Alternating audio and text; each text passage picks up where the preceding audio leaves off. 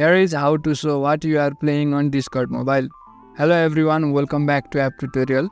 In this video, I'll show you how you can show or display what you are playing on Discord mobile. So let's start.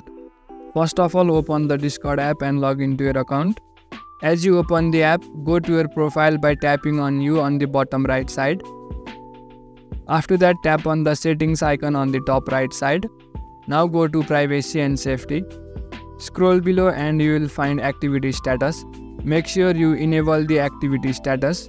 After you enable it, go back, then tap on your profile photo and make your status to online or do not disturb.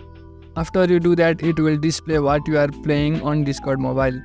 Remember not to set your status to offline, otherwise it won't show it. So in this way you can show what you are playing on Discord mobile. That's it for the video. Make sure to leave a like if you found this helpful and subscribe to the channel for further videos.